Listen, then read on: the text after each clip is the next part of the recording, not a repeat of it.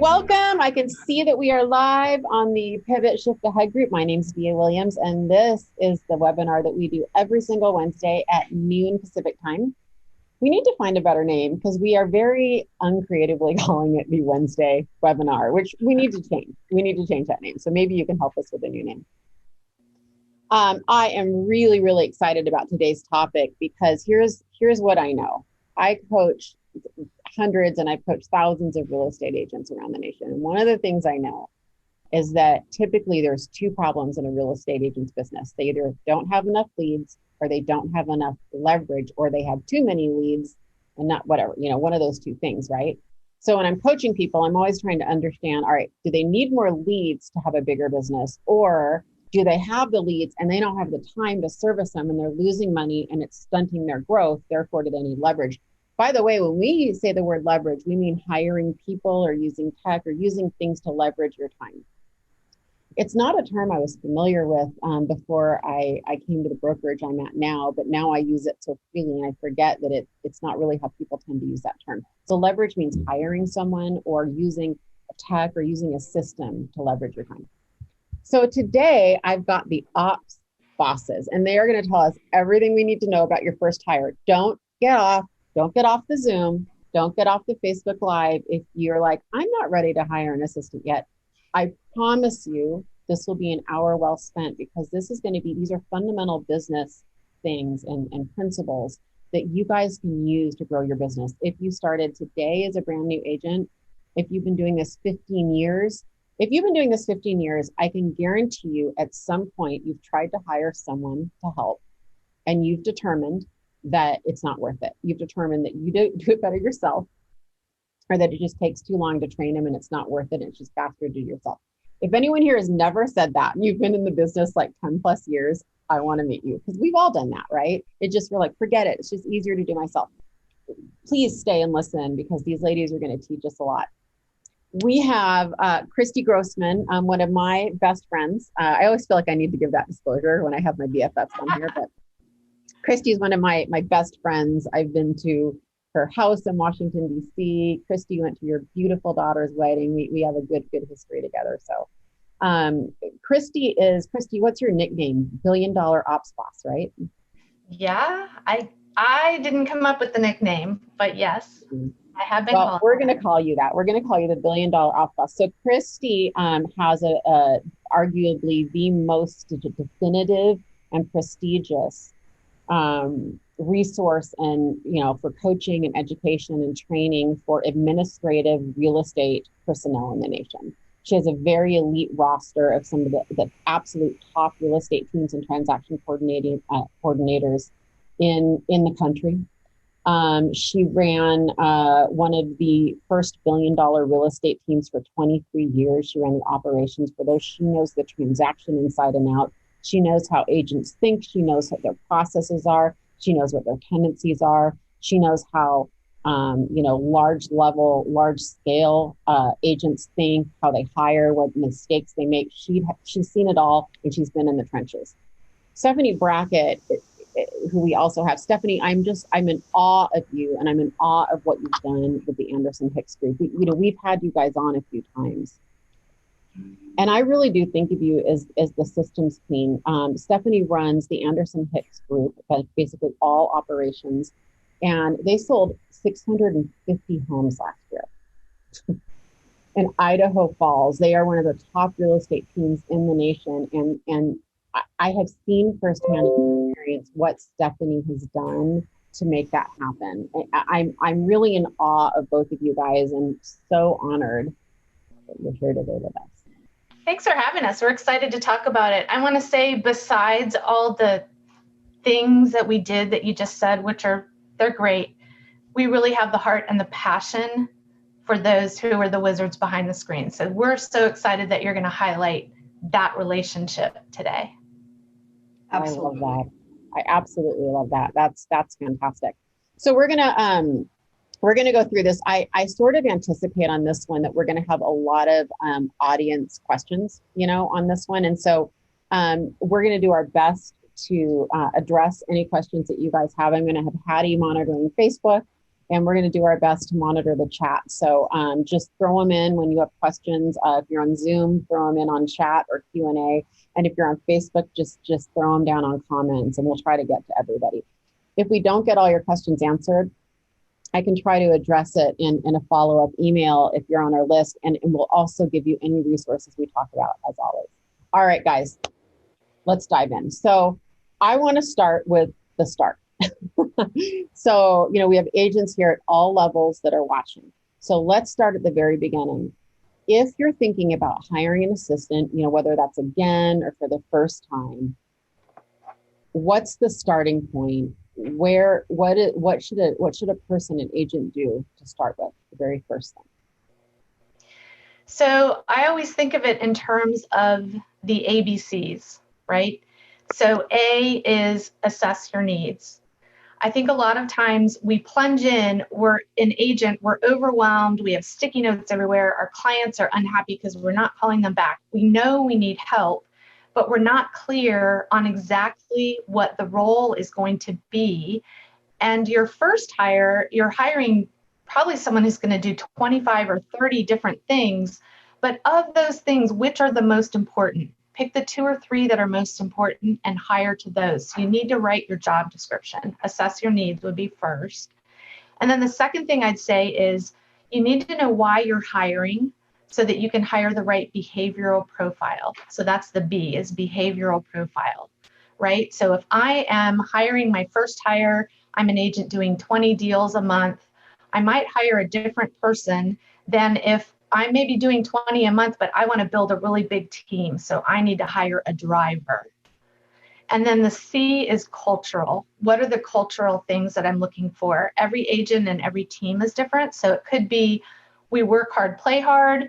It could be I want someone that has my grandfather's work ethic that will work from sun up till sundown. What are those little things that are unique to you that you want to hire for? Those are my 3 starting points. Steph?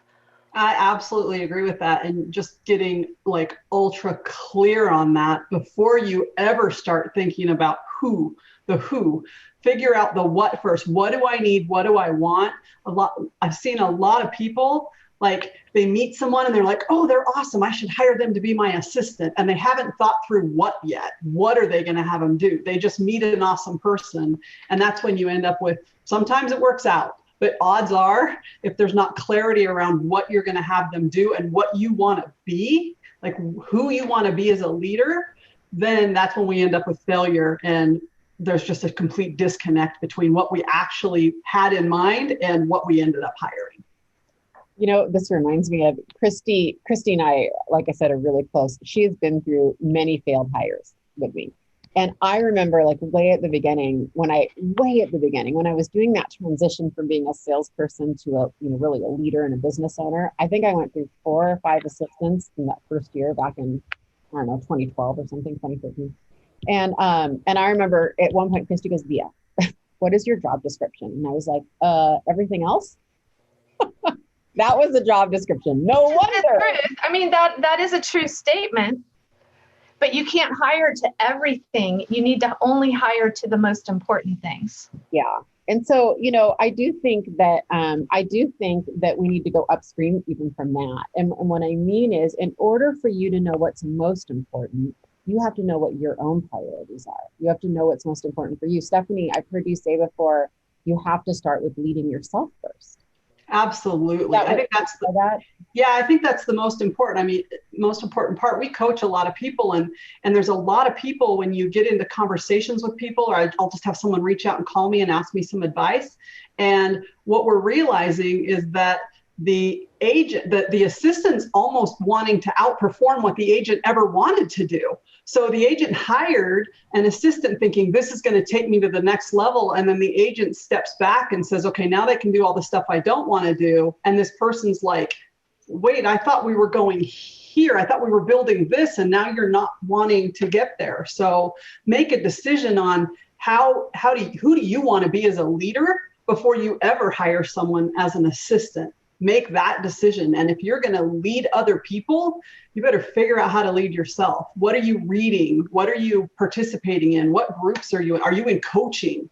Like, do you have a coach that's pushing you to be a better agent before you go hire an assistant who now you're going to have to lead this assistant, and you're like, crap, what do I do with this person now? How do I make sure they're being taken care of and their needs are being met?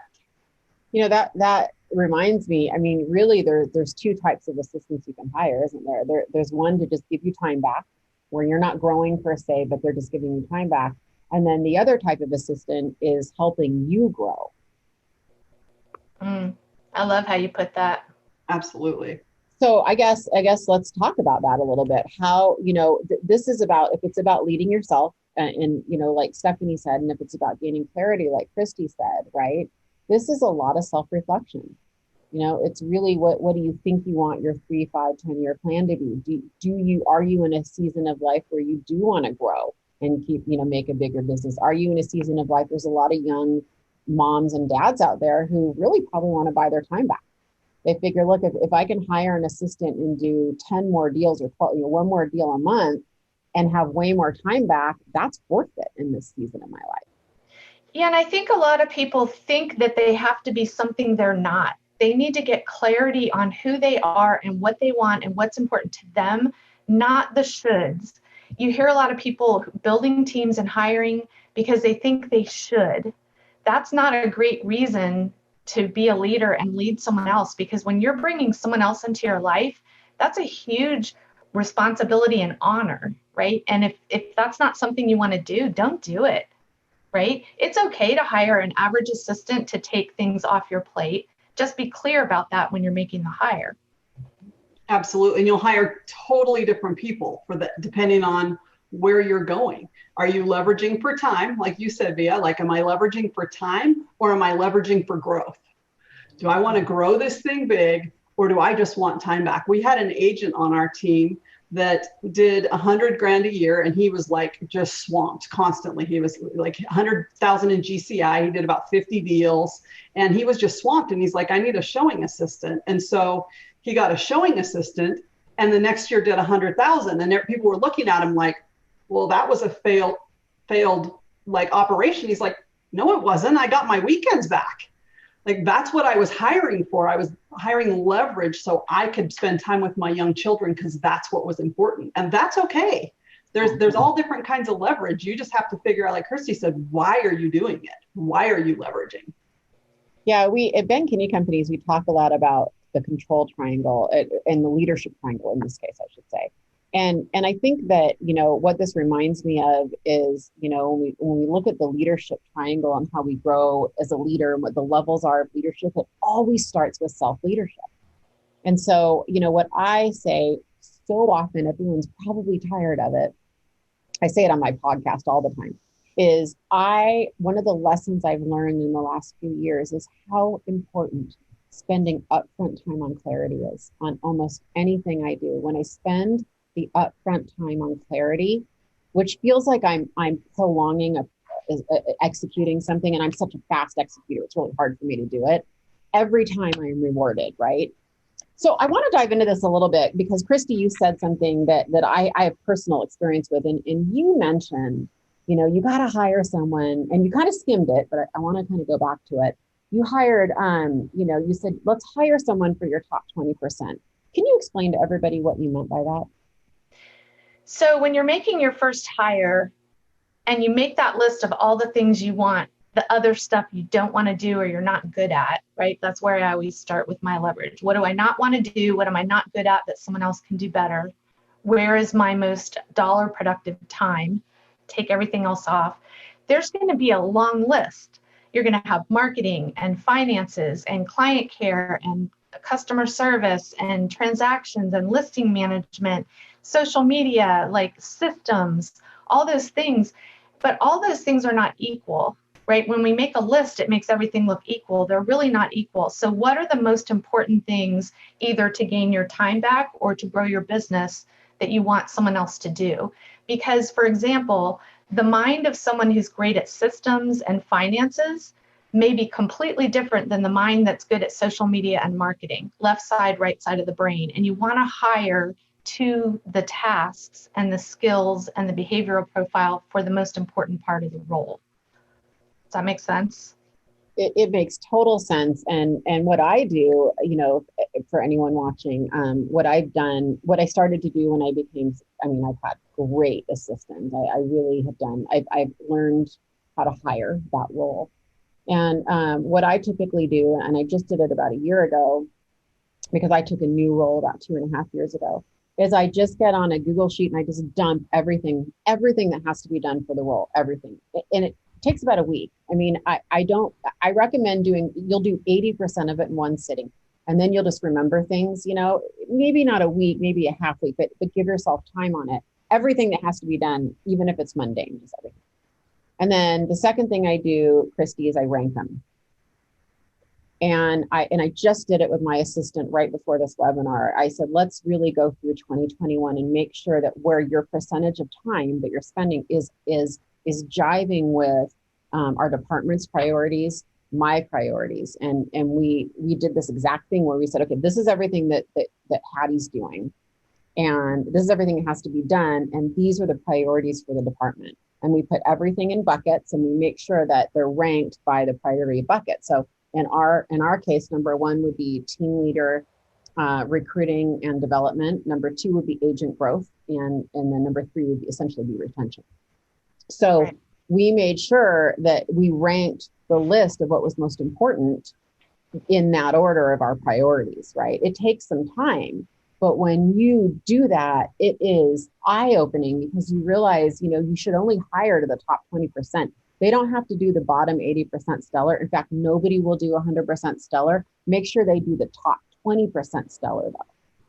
And then the same thing transitions into when you make the hire, right? Now you have these buckets because somebody coming in as the first admin feels like, because everything's urgent to an agent. Do this, do that, I need you to do this. It all feels equal. But if they can look at those buckets and they now know what's the most important, how should I spend my time?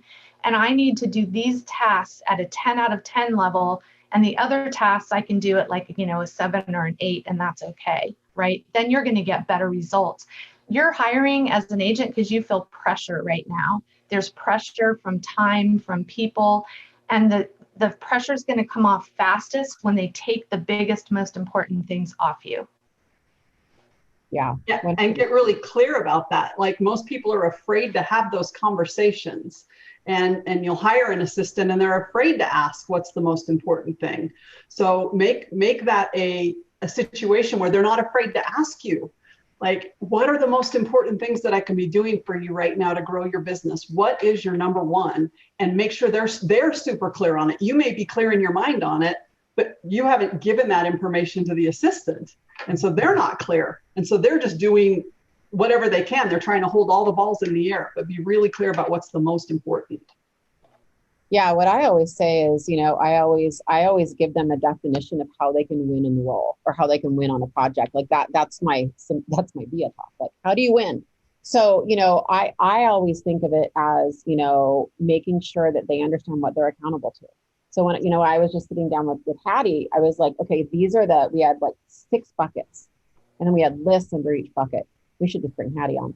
And what we had on, and each one had a goal, and then it had what Hattie was accountable to for that, right? So she knows how to win. She knows this is how we're going to measure success. I failed so hard on that early on. If you are listening, you are probably failing on that. That is getting this clarity, setting the expectations and the standards and the actual description, teaching your people how they can win. What are they actually like? If I said, Christy, what are you accountable to for Ops Boss? You just know what you're accountable to. You're accountable to the viability of business, to business growth, to, you know exactly what you're accountable to, right? And I know it in a very specific, tangible way, right? I think sometimes we think we've set expectations, but we haven't been clear. We haven't said, like, okay, well, yeah, I want you to get my database together. That's not a clear goal. A clear goal is I want contact information for 90% of the people in my database. I want you to add 200 more people by the end of the year and set up a touch program. Like that's a clear, tangible goal.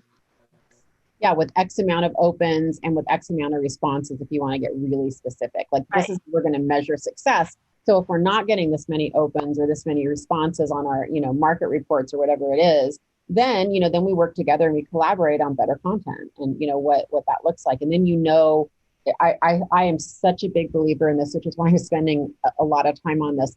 I think a lot of people coming on probably didn't, you guys probably thought we're going to say, and we'll get into it, like get on Indeed, here's how you hire someone, whatever. And we'll get into that.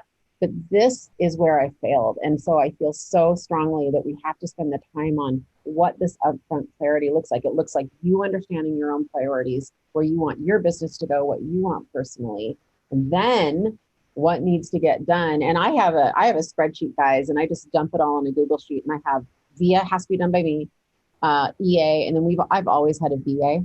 And then, the VA can do this. And so then at the very last part, I start allocating who can actually leverage to, because you can't leverage everything. Like Christy and Stephanie, you needed to be here. You can't leverage this, but you could have leveraged an email to your database telling me you're going to be here. Right. Yeah, I think every business owner should always have that list. I always have that list. It's how I create the job description as you're built. Some agents listening are making their first hire. Some agents are making their second hire and are thinking about building a team. You should always have that list of things you don't like and you're not good at, because that's going to create your job description for the next hire. Your first hire, you're just starting the list, but forever and ever, you've now got a job description for your next leverage. Yeah, I completely agree. And just to kind of wrap this one up, I completely agree with the list of what you're not good at and what you don't want to do. I think the easiest way to get to that list, Christy, is if you list everything that has to be done first, because I think we don't always realize, we just don't realize, somebody's got to call and order the signpost to be installed. At the end of the day, stuff has to happen. And a lot of us are just blowing and going. If you're a really amazing salesperson, you're probably not great at this. And, we're blowing and going and we're getting a lot of deals, and, we kind of know what needs to be done. And that's why I think you should give yourself a good week on this, just make sure that you have this, down what has to happen. I love this part of the topic, because I have failed so many times on it. And it is such a simple thing to do a little bit of extra work up front. And then I stopped failing on it, because then, Christy, I want to dive down into part 2 of this. We're hiring someone to the top 20% to do that really well. You also mentioned something about the right behavioral profile. Can we talk about that a little bit?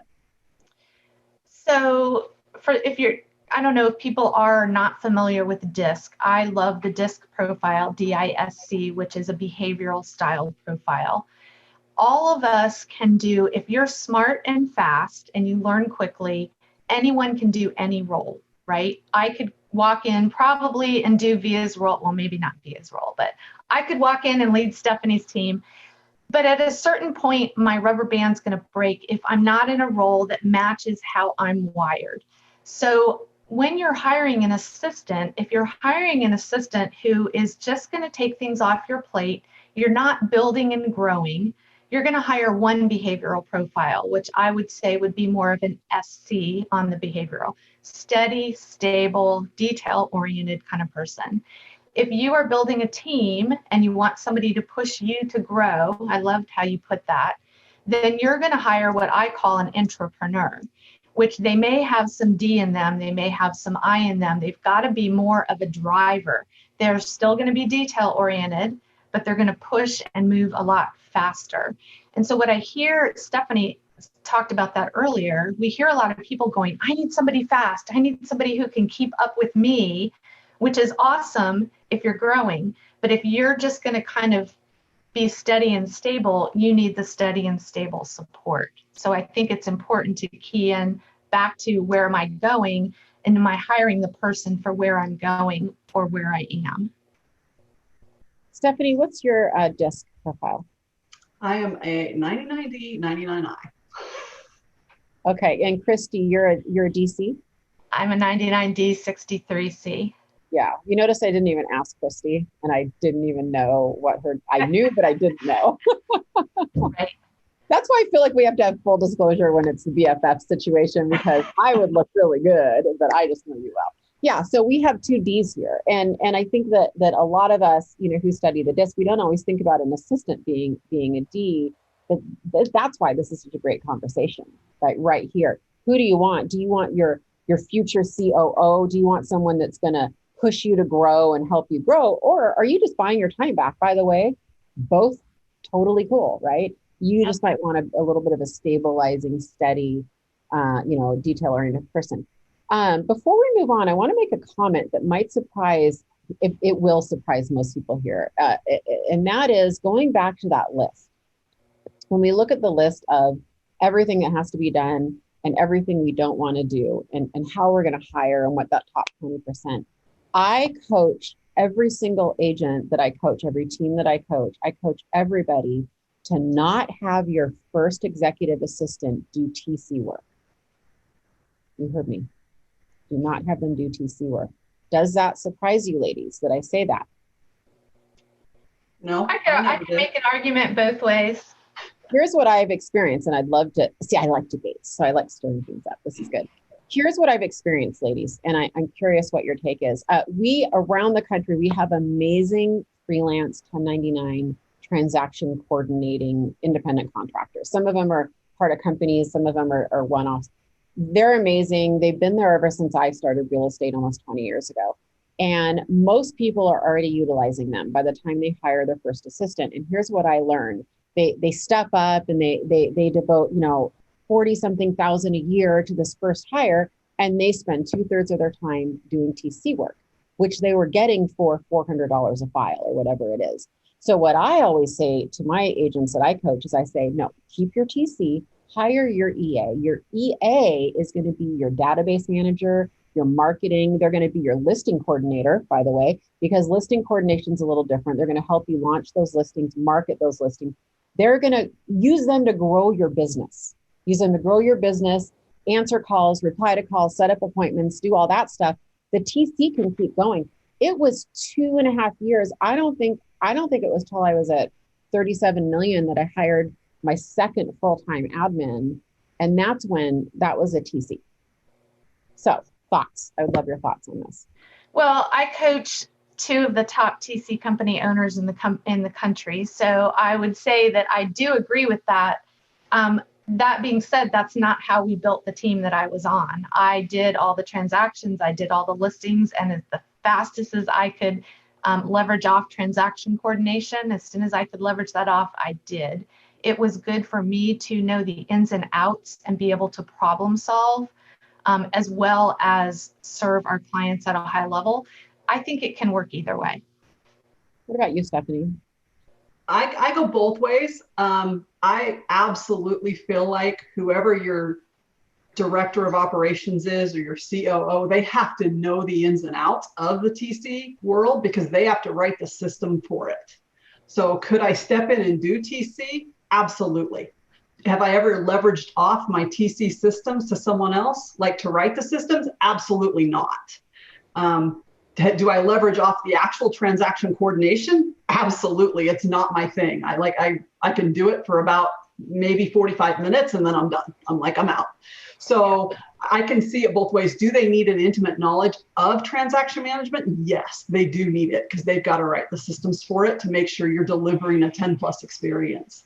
But I never was a TC as a full-time job. I've never done it. I know it. I've never done it though. And so I didn't even know that outside TCs existed when I first started in real estate. I didn't know you could do that. But I can totally see it going both ways. The only reason I say they should do it, at least in some part, is to learn the system so that they know how to. I don't disagree with any of this. And I think that's valid. And I also think that's different because, hiring an EA who's a rock star doing a great job, who's growing your business, and then saying, hey, I want you to cross train in this area so that we can, because we're hitting a ceiling so that we can grow bigger. 100% that's valid, right? What I see though, most of the time is someone spending all this money and they're spending all their time on TC work, right? Because it's time consuming. And a lot of people are asking us, I apologize, everybody, TC means transaction coordination. And what that refers to is the traffic director that's kind of pushing a transaction once you get, we call it mutual acceptance in the in the Pacific Northwest, but contract ratified, whatever you call it in your region. The minute we sell a house, they take it through, they open escrow, or the attorneys in attorney states, they make sure that deadlines are being met. They're facilitating, utilities transfer. They're just kind of traffic directing that transaction to closing. I used my first transaction coordinator, my third transaction in real estate, ladies, in 2002, and have never transacted another one again. I didn't even know if a green sheet was green when Keller Williams had those. So I can't even tell you anything about transaction coordinating. And yet, this is why I struggle. I grew up, a pretty big real estate business, and I don't think I ever needed to. But I agree with you, though, Stephanie. I think that probably there's an opportunity to cross train and at least make sure that your COO is aware. That's a good combo. That's a good debate, right? We like having it in-house for the customer service level. We were able to provide at a certain number of transactions, bringing it in-house will be financially viable, and the customer service level rises. Yeah, that's exactly what happened to me personally. We were at a point where I saw the pipeline, and we were spending $500 a file. That's expensive for my area, and it was worth it at the time. And there's different levels of transaction coordinating people do. And I remember getting to a point where we had a 10 to 12 file pipeline that I was about to turn over. And at that point, I'm like, all right, that's a salary. It's probably time to and that's when I hired. And the team was really well established by then, so. Yeah. And to your point, if that's all they're doing, if they're doing TC and you're doing that many deals, they're not growing your team. They don't have time to grow the team because they are buried in the weeds of transaction management. And that's a totally valid point. And a lot of people do that. They hire a TC thinking I'm going to have them do TC and all of this other stuff. And all of this other stuff just gets pushed. Yes, 100%. That's what I experience a lot, right, in my coaching. Vija, okay. Can I go back? I want to go back to make one more point on behavioral profile before we move on. The mistake that I see people make is that all of us are naturally attracted to the people who are the same behavioral profile as us. If I'm a high D, I like hanging with the people who are fast and direct, right? If I am a C, I love my friends who plan every detail of what our event is going to be like when we celebrate somebody's baby shower, right? And so I see people, instead of hiring people they like, they're hiring people like them. We want you to like the person that you hire. This is like your work wife or your work husband. You're going to spend a lot of time with them. You have to like them, but they don't have to be like you. They might have to be the opposite of you to balance you in the business. So that's why behavioral profile is important. Such a good comment. So smart. 100%. 100%. We all try to hire mini me's. Doesn't work. Right. Yeah. Right. This is a big question. Let's kind of jump into, how do you know you're ready to hire an admin? How do you know you're ready to hire an admin? There's a lot of different ways that you can go about that. And a lot of times it's like, I am buried. My customer service is declining. My transactions are declining. I've gotten to a point, I've hit that point in the ceiling. We need to move from E to P. We talk about that all the time in Keller Williams, but move from entrepreneurial, where I'm just kind of doing my thing, and getting to purposeful, where I'm actually planning what I'm doing. And we hit that ceiling and we have this breakthrough point where we just can't, we keep hitting the ceiling, going back down, hitting the ceiling, going back down. If you're continuing to do that and you want to, you may like that, and that's okay. And you just want to keep on doing that. And you're like, okay, I'm going to cycle up. I'm going to get super, super busy. And then I'm going to take a little bit of a break because I'm so big, I'm burnt now. But if you want to break through, that's when you have to think, okay, what would break me through? It's probably a who will break you through that ceiling. And that's when you can say, okay, do I want to take that on? Am I really committed to busting that ceiling? Because it's going to get uncomfortable, guaranteed. It will get uncomfortable when you bring in your first hire, because it's different, and different oftentimes is uncomfortable. I would say when you start noticing a lot of unhappiness around you. Your family's not happy with you because you're never home, because you're working all the time. Your clients aren't happy with you because you're not returning calls. All of a sudden you're like, oh, my friend sold their house with someone else, right? We've all had that happen. Oh, but because I messaged you and you didn't return my call, right? Your broker's on your case because your paperwork is terrible. You're not getting paid because you haven't turned in all your compliance. You know, who are the unhappy around you, right? You're like, I need help. 100%. I mean, all of the above, right? I think that what I experience, you know, a lot when I coach people is this feeling of, you know, I make this money and they don't have the confidence that the lead flow is going to continue. That they worry that, you know, well, this is just a busy year. This is just a busy. By the way, Vija, I used to worry all the time. What held me back before I hired my first assistant, and I hired my first assistant back in, I don't think I've been in the business much more than 24 months. I have a high need for leverage. There's things I'm good at, things I'm not at. But what I told myself was, well, I don't have the confidence that I have enough business coming in. I don't have the confidence, like I feel busy and I'm crazy, but I'm really worried someone's going to quit their job to come work for me and I'm going to feel the burden and the responsibility for their livelihood. And what if I don't bring in enough business, you know? And I think a lot of agents are on that cycle. And what would you say to that? I would say you have to look at it as an investment. That person will create the business for you if you hire the right person and you're super clear on what it is they will be doing for you. Your business will never go back down if you get the right person in that seat and push it. So you're investing in yourself. It's not a risk move, it's an investment. You're actually making an investment in yourself that will then push you to the point where they're paying for themselves. Christy talks about the 3X rule all the time. If you hire the right person, they will pay for themselves 3 times over. Christy, let's walk through that. You know, in practical terms, what does that really mean? I know what it means, but I want you to explain to everybody what that really means. So in practical terms, it means that you're hiring someone who is an assistant who's not just checking tasks off a list. They're doing their work with purpose. So for example, they're setting up your database, not so they can check off the list that I set up the database. They're setting up your database because they know that if you nurture your database and you have a systematic follow-up plan, client events and touches and whatever those things are, that the agent can't do by themselves, but now they have you and you can do it. I can now bring in business and be purposeful. So if you hire me at $50,000 a year, I should be generating $150,000 in income for you, the agent or the team. The year before I replaced myself on my team, I generated $505,000 in GCI through my systems. Now that took some years to build up to, but even with your first hire, if you're clear on what their role is, you don't have to tell them how to do it.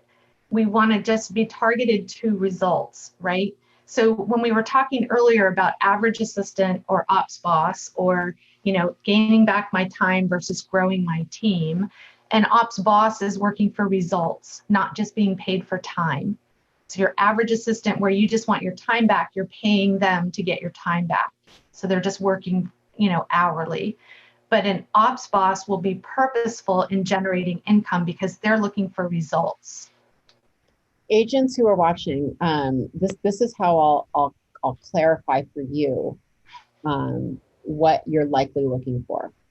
When you hire an assistant, you are buying your time back in both cases.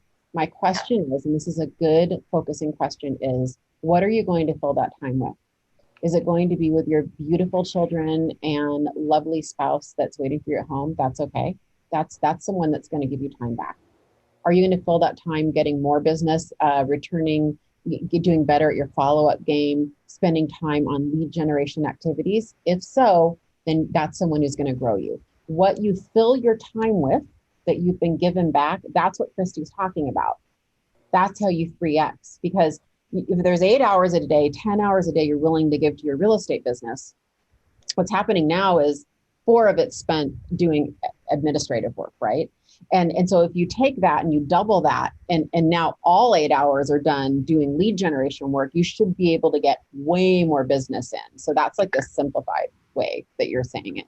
Anything? Well, that's two separate things, and it should work hand in hand in tandem. So 1 + 1 doesn't equal 2. One agent plus one assistant doesn't equal 2.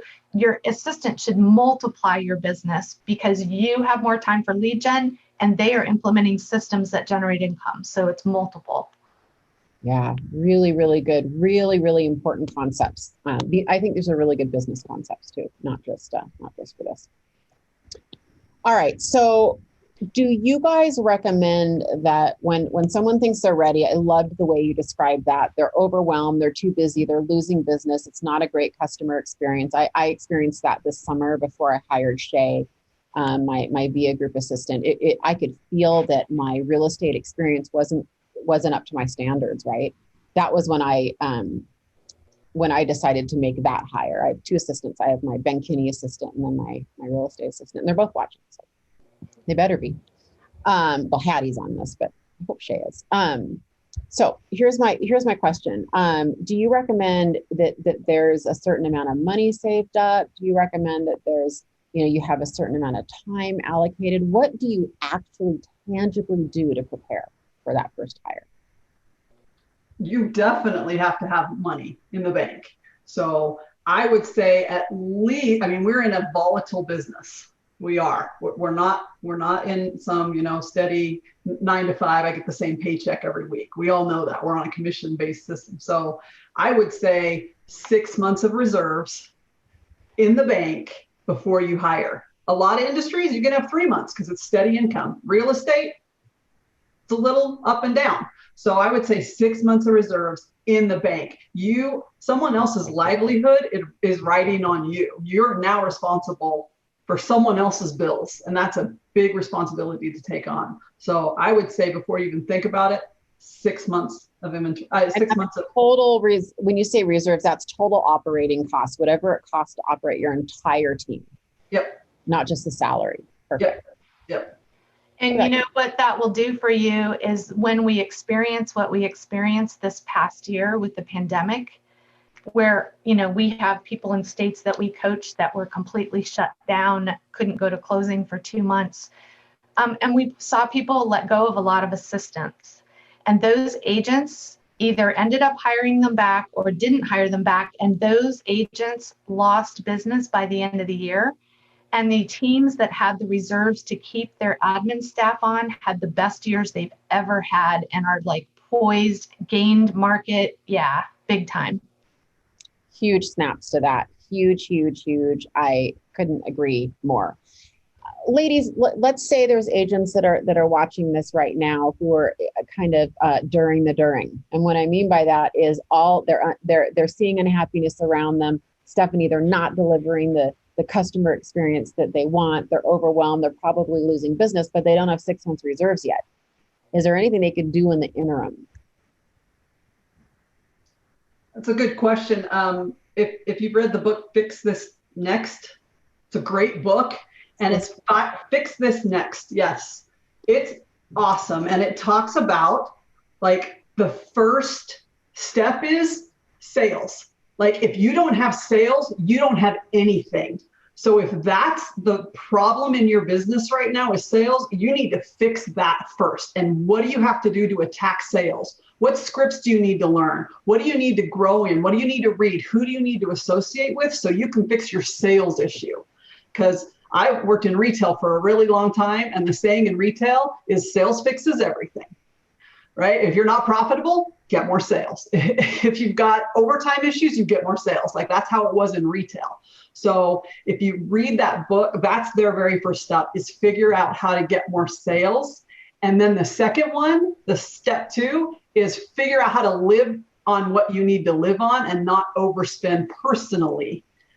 Get your expenses under control. And that's business expenses and personal expenses. So it's a great book for walking you through how do you get your business in line so that you can afford an assistant. Oh, I love that. Christy, let's dive into now. They have reserves saved up 5-6 months. They are ready to go. They know they need to hire someone. Where do they find them? Where do a lot of your clients find their assistants? So nationwide, I would say the common denominator is sphere of influence and past clients, because they know who you are, they know what standards you live by, what kind of service you deliver.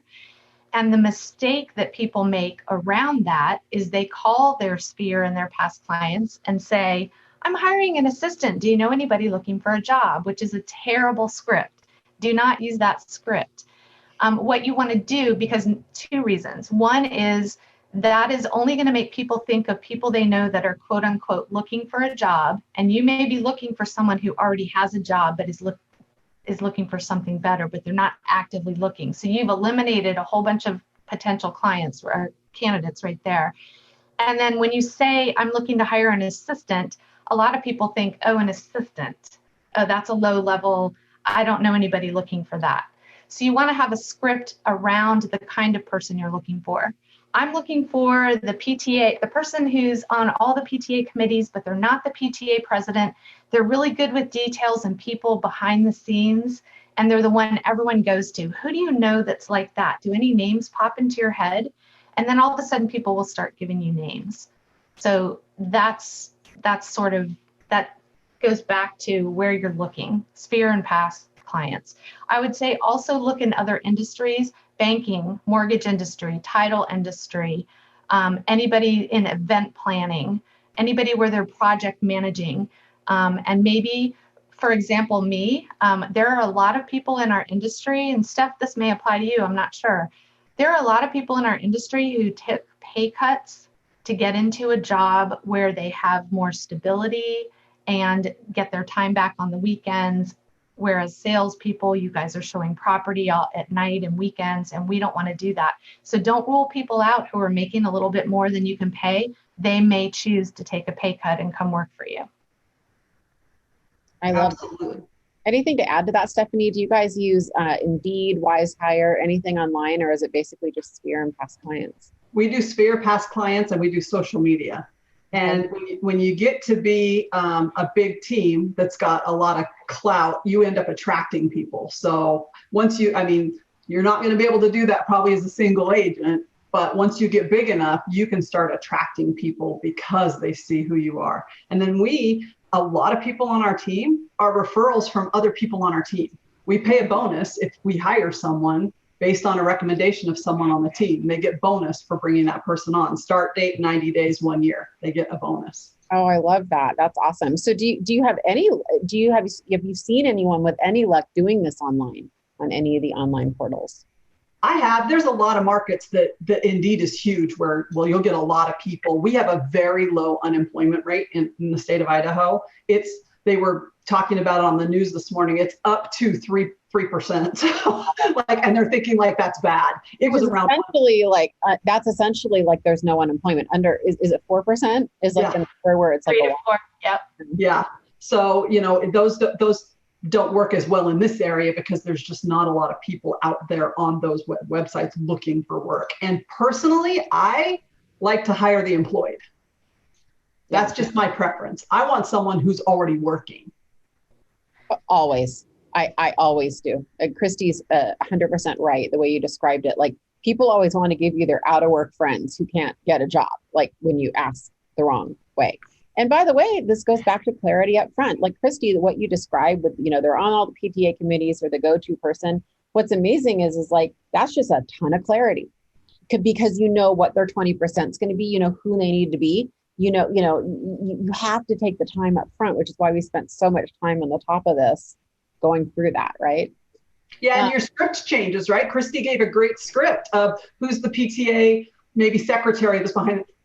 If that's the person you want because you got clear up front, then that's what you want. Or it could be, hey, who do you know that builds stuff, that's maybe started their own businesses a few times, or that's a builder. That's someone who's going to go build for you. And if that's what you're after, hire that person. Find that person that's a builder. I've had issues before where I've had friends refer their friends and they were just not good candidates. And it put me in a really awkward position, super awkward because I didn't want to hire him. Do you have any words of wisdom for that when that happens? I think you have to have that conversation with your friend up front and just say, hey, by the way, we don't hire more people than we do hire. And we have this really complicated, involved process that our candidates love, because by the end of it, they have so much clarity on who they are and what is a good fit for them. Would you be okay if we go through this process to make sure that we're doing the right thing for your friend that you're referring us to? And would you be okay if it turns out that they're a better fit for something else other than us? Have that conversation right up front so that you don't have to have it at the end. That's really, really great. I love that. Let's move to compensation. Is there a formula? Is there how does an agent best determine how much to pay an assistant? I'm super passionate about this because we get asked this question all the time. You guys are welcome to go to our blog. On our blog, there's an article about how to figure out how to pay your assistants. What's your blog? It's opsbosscoaching.com/blog. So this goes back to doing your work up front. Before you even hire, after you write your job description, you're going to do a salary survey of other top agents in your area, not just in your own company, but in lots of brokerages. And you're also going to ping some recruiters or some other industries where the same type of person might be applying. And you're going to just do a simple question. How much do you pay your assistant? Do you pay hourly, by transaction, or salary? How much vacation do they get? Are there any other bonuses? And the way you get the information back is to say, I'm happy to share the results of the survey with you without any names on them. Would you like to participate? And I usually get an 80 to 90% ratio, because everybody wants to know how much everybody else pays. And then when you hire, you assume you're hiring talent, so you're going to pay at or above whatever that pay range is in order to retain them for the long term, so that you don't have people cycling in and out of your organization. I love that, and I've never heard it before. That's really smart. Yeah. That's really and Gary Keller said it best in his book, like, not how much can I afford to pay them, but how much can I give them to get them to stay, not what's the least amount I can give them to get them in the door. And it's not just about the salary.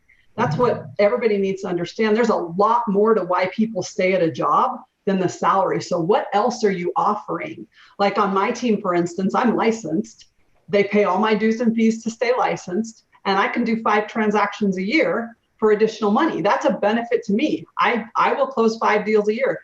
Year before last, I sold a $1.6 million apartment complex. It was my listing, and I was paid a commission on that. That was a big chunk of change. So there's other things just than a salary. So don't think of it in terms of, crap, I have to come up with this fixed salary. Give them other incentives besides just the salary. And it doesn't have to be cash incentives. I had a TC who was with me for 5 years. And the most important thing to her, now this is pre-COVID, obviously, when we all worked in offices and we were professional back in the day, she took the job because I told her she only had to dress up when she had clients coming in for appointments.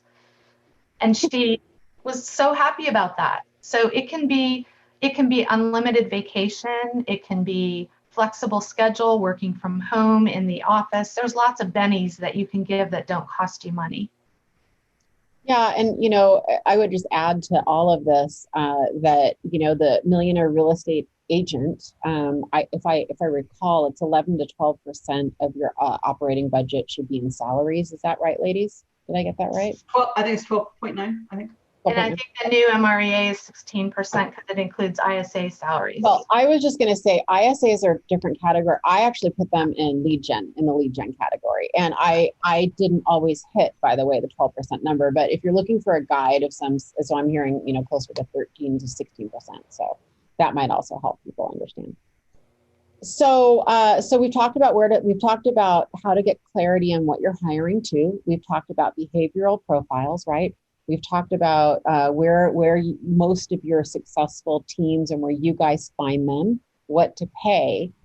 When they're hired, what are some things that we can do to set them up to be successful? One of my favorite sayings, it's Brene Brown, is clear is kind, unclear is unkind. So make sure that you're always very clear. We often avoid the conversations Maybe they're not doing a great job at something. Maybe they're not meeting expectations at something. We avoid that conversation because it's uncomfortable for us. We don't have that conversation because we don't want to be uncomfortable. But in reality, being clear is being kind, and you can be both at the same time. So I think, again, it's always back to clarity. We talked about setting expectations up front. That's where you front load it and you say, these are my expectations, and this is how you win with me, and this is how you lose with me, and this is what I'm going to have you do, and these are the measurables. And then we hold them accountable on the back end. And we have those conversations, and we're very clear. If something isn't going right, we have to have that conversation. We can't just assume they're going to know that it's not being done right. Be clear and be kind. And then I would say one of the ways you do that is to commit to regular meetings to work in the business and on the business. Don't make your assistant chase you down to meet with you. Commit to that. If this person is going to build your life and build your business with you, then you have to show up consistently. It's the one thing besides lead gen that you have to do consistently is show up. And the second thing I would say is don't leave them on a desert island. Connect them with other ops bosses and assistants so they have a community of support. Because what happens when they're new is they are afraid to ask you too many questions, so they start shutting down and then they can't do their job. So introduce them to other people and other resources, Facebook groups, our ops boss community, whatever that is, so they have support and they can call someone and go, you know, Vija, I remember one of your assistants calling me, we're going to do a home buyer seminar. Have you guys ever done one? And I'm like, here's my PowerPoint. Here's my social media ads. Here's our handouts. You can have it all. All you have to do is change the statistics for your area. That's the kind of support they need. Yeah, I love that, because you know how I feel about having a tribe. I mean, it's really one of the biggest secrets of success is to have a tribe. We have a few minutes remaining. What I'd love to spend this time on is, because you guys come from such valuable experience here, what are the biggest pitfalls and mistakes you see agents making with this whole topic? I think in the interview process, one tip I would give is once you've got the clarity on the skills you're looking for, the behavioral profile, the cultural profile, when you know the most important thing, like say it's work ethic, ask 3 deep questions around that. Or say it's, I want someone who's organized. Ask 3 deep questions. What I mean by that is, tell me how you stay organized, Vija. Like, what does your day look like? And then they tell you how they stay organized at work.